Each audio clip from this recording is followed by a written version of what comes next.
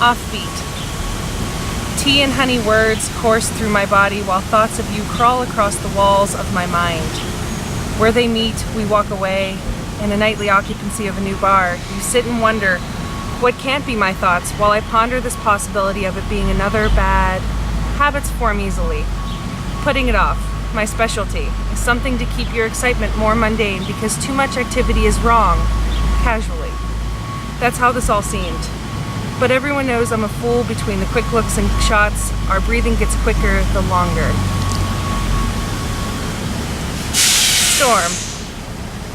Storm.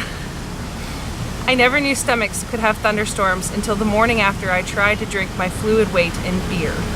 The memories come slowly, like a drunken scene in a movie. He walks through the door, moves in slow motion. Or is that from all the shots that came before he did? I'm aware of the smile, the one I can't control, stuck there for the world to see like I walked outside in my underwear. What we have, that's something just for us, only for the quiet found between walls of private spaces where our faces stay close. Only whispers can slip from our lips. The loudness of spoken voice might break the spell, the not reality that surely doesn't exist.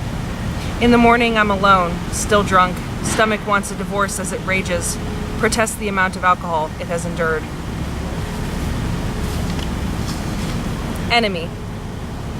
Hours of my time have been wasted plucking their little stinking bodies from walls, light fixtures, the floor, where they fall after trying to fly. Wadded up tissues anxiously wrapped around them. One at a time, I dunk them in the toilet, hold the offender down until the lever is pushed, watch them swirl down.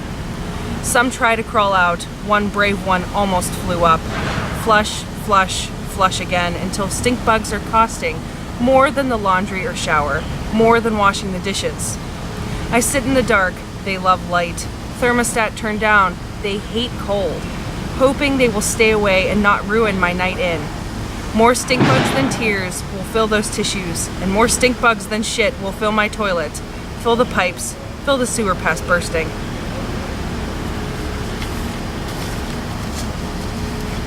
Education.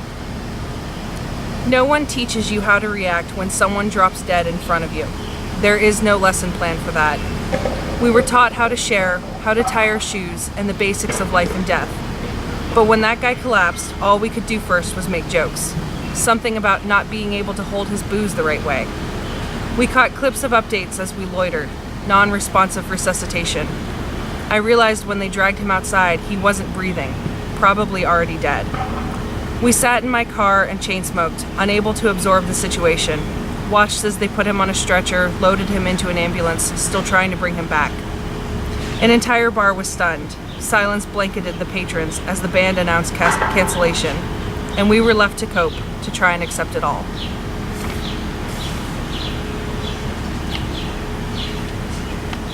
Green flash.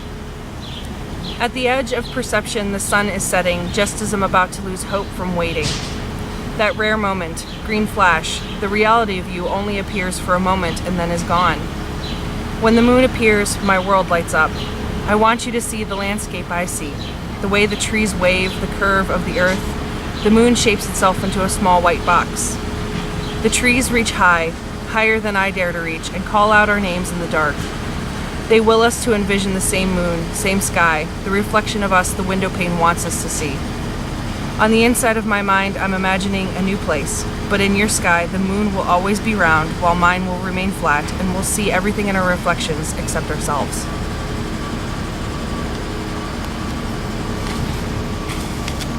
Joke. Boil water, get steam. Boil love, get a kick in the bits. No one has a soulmate.